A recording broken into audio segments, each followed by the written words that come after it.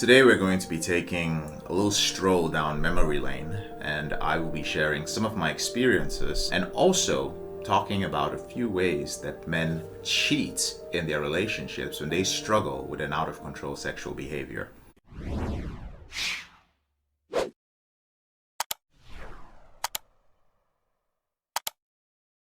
I think you might find this helpful if you are one of those men who is not sure about what constitutes cheating, and if you have any issues with it in terms of perhaps being a woman who's struggling with betrayal trauma, or a man who just has a moral issue with it. On the rough and painful path to becoming better at intimacy with women, as I recovered years ago, I've been on the giving and receiving end of infidelity. And as a recovered porn addict, I come from a place where I basically crossed the line on partners as a direct result of my addiction, as well as my self-esteem issues. Relationships become very complicated when you struggle with an out-of-control sexual behavior. I have no particular moral stance on the issue of infidelity. I do believe that you should tell the truth all the time, every time you get the opportunity, especially when you're in a committed relationship.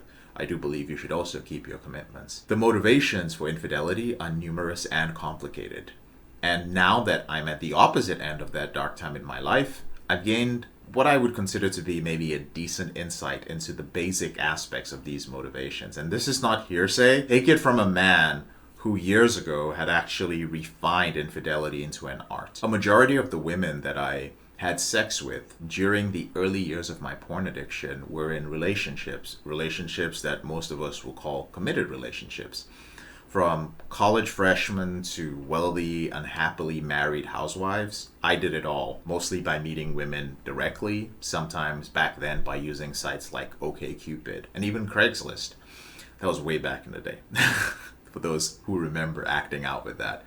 Every man should have a thorough understanding of the female mind and the subject of infidelity, in my opinion. For the majority of us, infidelity is a self-esteem crushing, jealousy-inducing monster. I don't think anyone is really immune to it. If you're in a relationship right now and you are 100% confident that your woman would never entertain the thought of cheating on you, then I advise you to do just two things. The first is just stop watching this video.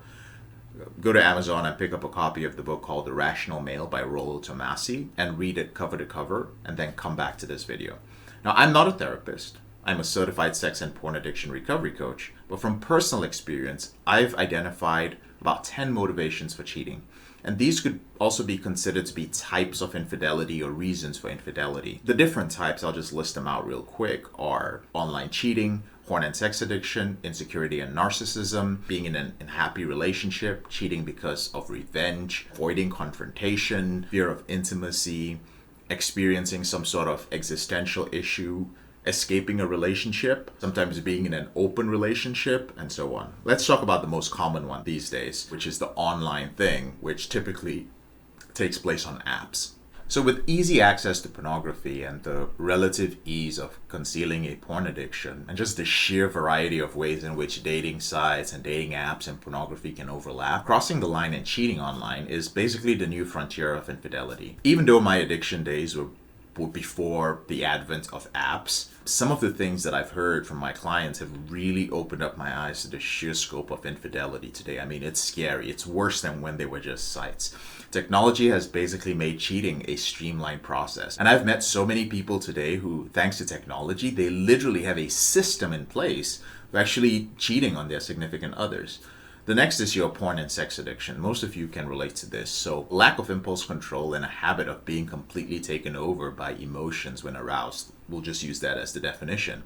So porn addiction and its big brother, we can call it sex addiction, are very powerful forces which will drive you to pursue your sexual gratification by any means necessary. I'll never forget the moment I realized I had a serious problem. I remember just that rush of finding somebody anonymous that wanted to have sex. And my caution and my fear and my arousal were just all bundled into one huge emotional demon, which completely took over my mind. And I ended up driving miles to a desolate location based off just a few nude pictures and texts. And it was a setup. I almost lost my life that night. Addiction is very powerful. You can learn more about it in my book, Confessions of a Porn Addict, 7 Secrets of Porn-Free Men. There's a link to download it in the description below this video. Next is insecurity and narcissism. Now, this was one of my problems, and it's a very common problem in guys who are still into game and the pickup community. Like a constant need to rack up notches and keep a score with women in order to validate your masculinity. Brother, this is guaranteed to follow you into your relationship in one way or the other. A healthier approach, in my opinion, is to build up your skills with dating women and being intimate while single and achieve certain milestones in your sexual and dating life, which will actually enable you to transition into a relationship having more or less fulfilled your ego-driven sexual desires. And as I've stated before, don't be that old guy who's leering at young girls and wishing you had more sex with them when you were younger. The next is what I would call just cheating by accident, right? This occurs when a man or woman is not intending to commit infidelity, but find themselves in the presence of someone who's really skilled at game, or if you're intoxicated, or if you're presented with a seemingly like once in a lifetime sexual opportunity, right? Like, let's say a celebrity wants to have sex with you or something like that. Or sometimes there have been situations where you feel sorry for someone. I've seen this more in the case of women. Next is unhappy relationships. So a lack of intimacy, having a past of extremely promiscuous behavior, although this tends to skew more towards women in this situation. Not judging, it's just what I've noticed statistically speaking. Unrealistic expectations of committed relationship or marriage, certain sorts of social beliefs, lack of communication, and basically an unsatisfactory sex life. All these things contribute to infidelity in a marriage. And while I've never been married, I've had sex with enough married and separated women during my addictive years to vouch for all these reasons. It takes experience and emotional maturity for men to commit to marriage. The vast majority of men in Western society today, this level of maturity simply does not come during your 20s, to be honest. More likely you will experience it in your 30s, provided that you've put in time with regards to giving up bad habits like your behavior with pornography, as well as meeting and dating women in your 20s and early 30s. Next, we have revenge. Now, cheating, which is done in, let's call it retribution to a partner, cheating or withholding something of value, that would be doing it for revenge. So this is carried out by both men and women, but I've noticed that men do it on a lesser scale, simply because most men just don't have the skills and access to sex that their female counterpart has. Back when I used to act out, and to be clear for the context on this video, this was over 14, 15 years ago. Back then, I saw countless online personals where men would explicitly state that they found out that their wife or girlfriend had cheated on them, or that they were looking for someone to have sex with to, like, you know, get back at her. So will someone please have sex with me? Listen, any man who has that mindset is destined for sexual frustration, right? Next is avoiding confrontation.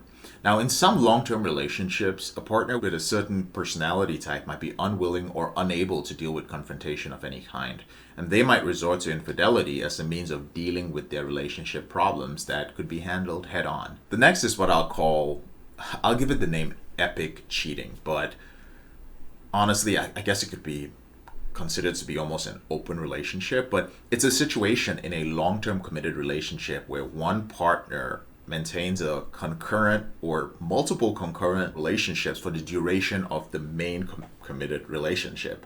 And sometimes the other partner is aware but just tolerates it in order to maintain social status or financial well-being, or sometimes not. And this can honestly last the lifetime of a relationship. Now, this was more common in the past when women were almost exclusively dependent on their husbands for their financial survival. And a woman back then, she had no choice but to tolerate the long-term presence of this parallel relationship, because any sort of resistance she put up could result in her losing financial and emotional security for herself and maybe even her children. Next is fear of intimacy. And this occurs when a man or a woman has a fear of dropping a few walls and opening up emotionally to their partner.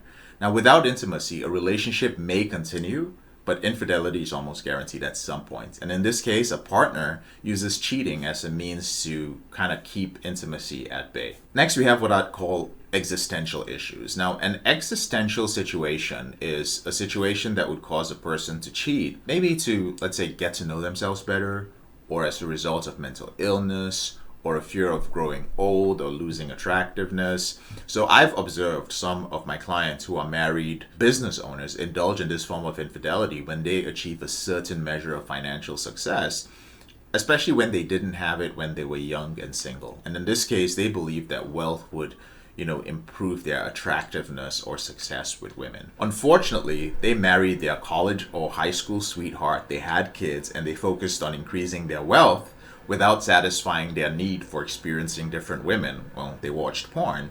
But this led to an existential crisis where the reality, or rather when the reality, turned out to be radically different from what they originally desired. One more is trying to escape a relationship. When a partner wants to end a relationship but lacks the courage to confront their significant other, they use infidelity as a means of ending the relationship. So again, this is a technique which is employed. I've seen it done almost exclusively by women, but men do it too. The reason I say this is I feel women are intuitive enough to see that that relationship is a shipwreck long before the male partner is able to see it. Finally, we have open relationships. And this isn't cheating or this isn't infidelity in my opinion, but it isn't monogamy either, right? So some couples have an open policy where they're free to have sex with other people, usually within certain boundaries. The flexibility of this arrangement frequently allows for partners to sometimes stretch the rules when it suits them. And